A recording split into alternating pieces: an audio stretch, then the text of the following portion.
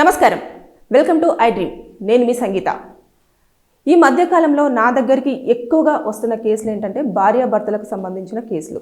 అవన్నీ కూడా ఎలా అంటే, నా భర్త వేరే అమ్మాయితో ఇల్లీగల్ అఫైర్ పెట్టుకున్నారు, నా భార్య వేరే వాళ్ళతో ఎక్కువ గంటలు మాట్లాడుతూ ఉంది, నన్ను సరిగ్గా పట్టించుకోవడం లేదు, ఎలాగైనా సరే వారి మీద కేసులు ఫైల్ చేసి పనిష్మెంట్ అయ్యేలాగా చూడండి మేడం అని చెప్పేసి చాలామంది అప్రోచ్ అవుతున్నారు. అంటే ఈ మధ్య కాలంలో మనం చూసుకుంటే ఎక్కువగా భార్యాభర్తల మధ్యలో గొడవలకు దారి తీస్తున్నది ఏంటి అంటే ఇల్లీగల్ అఫైర్స్. అయితే ఇప్పుడు చాలామంది చెప్తున్నారు కదా, వాళ్ళ మీద ఎలాగైనా కేసులు ఫైల్ చేయాలి, జైల్లో ఒక 2-3 సంవత్సరాలు పెట్టాలి, అప్పుడు కానీ వాళ్ళకు నా వాల్యూ తెలుస్తుంది, మళ్ళీ నన్ను అర్థం చేసుకుంటారు అని చెప్తూ ఉన్నారు కదా. కానీ అసలు ఇప్పుడు ఈ కేసులో ఇలాంటి వాటిలలో కోర్టు ఏ విధంగా తీసుకుంటుంది, వారికి నిజంగానే కేసులు ఫైల్ చేసే అవకాశం ఉంటుందా, వారికి శిక్షలు పడే అవకాశం ఉంటుందా అనేది ఈ వీడియోలో మనం పూర్తిగా తెలుసుకునే ప్రయత్నం చేద్దాం.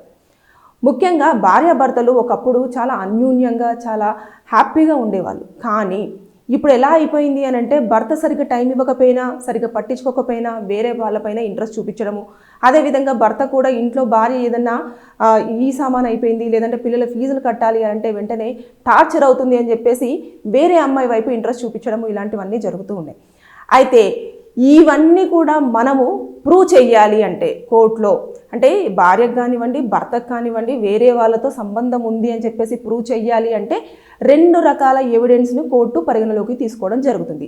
ఒకటి ఏంటంటే డైరెక్ట్ ఎవిడెన్స్, రెండోది సర్కమ్స్టెన్షియస్ ఎవిడెన్సెస్.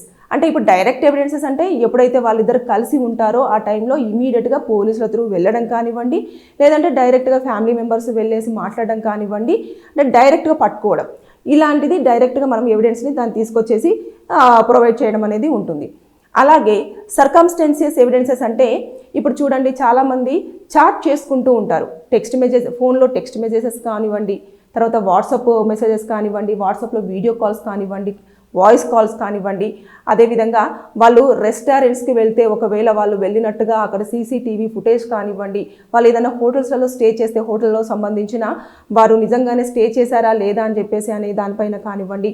అంతేకాకుండా ఒకవేళ భర్త నుంచి కానివ్వండి, భార్య అకౌంట్ నుంచి కానివ్వండి, వారు ఇష్టపడుతున్న వ్యక్తికి ట్రాన్సాక్షన్స్, వారి అకౌంట్లోకి డబ్బుల ట్రాన్సాక్షన్స్ జరిగినా కానివ్వండి, లేదంటే ఏదైనా వస్తువు కొంటే అది ఎవరి పేరు మీద తీసుకున్నారు, ఇతని పేరు మీద తీసుకుంటే ఎందుకు తీసుకున్నారు, ఎప్పుడు తీసుకున్నారు, అది ఇంట్లోకే తీసుకున్నారా లేదంటే వేరే వారికి ఎవరికైనా ఇవ్వడానికి తీసుకున్నారా, ఇవన్నీ కూడా మనము మొత్తం గ్యాదర్ చేసి వాటిని పెట్టేసుకొని కోర్టులో ప్రొడ్యూస్ చేయాల్సి ఉంటుంది.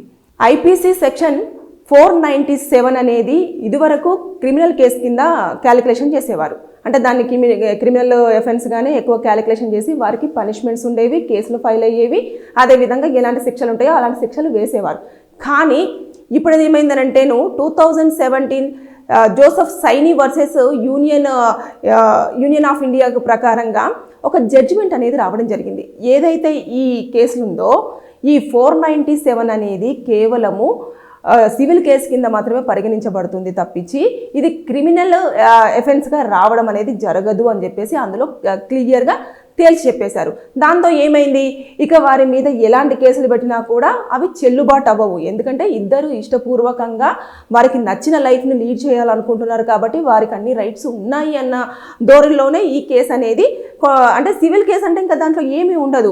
ఇప్పుడైతే మనం ఏవైతే 2 రకాల ఎవిడెన్సెస్ చెప్పామో ఆ ఎవిడెన్సెస్ను కోర్టులో ప్రొడ్యూస్ చేసిన తర్వాత వాటిని ఏదైతే డివోర్స్కి గ్రౌండ్ పాయింట్గా క్యాలిక్యులేషన్ చేయడమే జరుగుతుంది తప్పించి వారికి పనిష్మెంట్ ఇచ్చి వారిని జైల్లో పెట్టే అవకాశం అయితే లేదు. సో ఇది ఎట్లయితే హిందూ మ్యారేజ్ యాక్ట్ 1955 13B ప్రకారంగా ఇవంతా కూడా క్యాలిక్యులేషన్ అవుతుంది. ఇవన్నీ సబ్ క్లాస్ కింద కూడా రావడం జరుగుతుంది. 13 సబ్ క్లాస్ 1 సబ్ క్లాస్ 2 దీని ప్రకారంగా ఇదే ఒక గ్రౌండ్ పాయింట్గా మాత్రమే క్యాలిక్యులేషన్ చేస్తున్నారు ఇల్లీగల్ అఫైర్స్ పెట్టేసుకుంటే. సో చాలామంది నా దగ్గరకు వచ్చి అడిగేది ఏంటంటే ఇదే, నేను ఎలాగైనా సరే ఎవిడెన్సెస్ సంపాదిస్తాను, వాళ్ళకి శిక్ష పడాలి, 2 సంవత్సరాలు జైల్లో పెట్టండి మేడం, జైల్లో ఖచ్చితంగా పనిష్మెంట్ అవ్వాలి అని అంటే కోర్టు దానిని సివిల్ కేసుగానే పరిగణించబడుతుంది తప్పించి క్రిమినల్ ఎఫెన్స్గా తీసుకోవడం అనేది లేదు. కాబట్టి వారికి పనిష్మెంట్ అనేది చాలా తక్కువగా పడుతుంది. మీరు టైం వృధా చేసుకోకుండా ఒక్కసారి కూర్చొని మాట్లాడుకొని పెద్దల సమక్షంలో డిస్కషన్ అంతా అయిపోయిన తర్వాత కేసులు ఫైల్ చేయాలా లేదా అన్నది అది మీ నిర్ణయం. కానీ అది టైం వేస్ట్. ఎందుకంటే ఆల్రెడీ కోర్టే క్లియర్గా తేల్చి చెప్పేసింది అది అసలు ఒక క్రిమినల్ కేసు కాదు, వారికి శిక్ష పడదు అని చెప్పేసి క్లియర్గా తేల్చి చెప్పిన తర్వాత మన టైం అనేది వృధా అవుతుంది. కాబట్టి మీరు కూర్చొని మాట్లాడుకొని దానిని ఇది అడల్టరీ కింద, అంటే బేసిక్గా 497 అనేది అడల్టరీ కింద మనం అప్పుడు గతంలో చూపించేవారం. కానీ ఇప్పుడు ఏంటంటే వారు ఇష్టపూర్వకంగా ఇద్దరు చాలా సమ్మతంతో కలిసి ఉంటున్నారు కాబట్టి దానిని మనము తప్పు పట్టలేము అని చెప్పేసి కోర్టు స్పష్టం చేసింది. కాబట్టి వారిని ఏమీ చేయలేరు.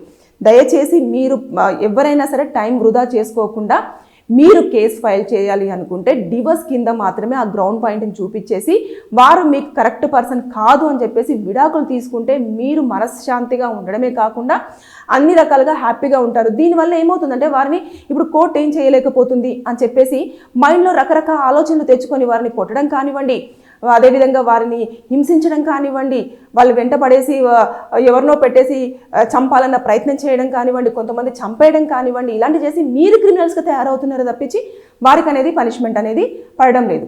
సో జాగ్రత్త, మీరు ఏది చేసినా సరే కంపల్సరిగా లీగల్ అడ్వైజ్ అనేది తీసుకోండి. అందులో ఎంతవరకు న్యాయం ఉంది, మనము అప్రోచ్ అవుతే మనకు న్యాయం జరుగుతుందా లేదా, కోర్టులు ఏ విధంగా ఉన్నాయి, ఎప్పటికప్పుడు అమెండ్మెంట్స్ ఏమేమి చేంజ్ అవుతున్నాయి అనేది పూర్తి స్థాయిలో అవగాహన తెచ్చుకోండి అని చెప్పేసి నేను ఈ వీడియో త్రూ మిమ్మల్ని కోరుకోవడం జరుగుతుంది. అంతేకాకుండా మీకేమైనా లీగల్ డౌట్స్ అనేవి ఉంటే కింద కామెంట్ రూపంలో తెలియజేయండి. నేను దానిపైన వీడియో చేసి మీకు దానిపైన ఉన్న డౌట్ అంతా కూడా క్లియర్ చేయడానికి ట్రై చేస్తాను. Thank you. And don't forget to subscribe to iDream. And for more videos, please subscribe to iDream. Please subscribe to iDream. Please subscribe iDream. And please subscribe to iDream. For more videos, subscribe to iDream. please like, share and subscribe to the channel. Congratulations, iDream. Subscribe to iDream. Subscribe to iDream. So subscribe to iDream Media. iDream ki iDream team andarki huge congratulations. Please subscribe iDream Media. Please subscribe to iDream. Subscribe iDream. Please subscribe to iDream. iDream అంటే నా కళల ఛానల్ను subscribe చేసుకున్న నోరు తిరుగుతలేదు, మీరైతే గంట గుర్తు కొట్టండి. For more such videos, please subscribe to iDream.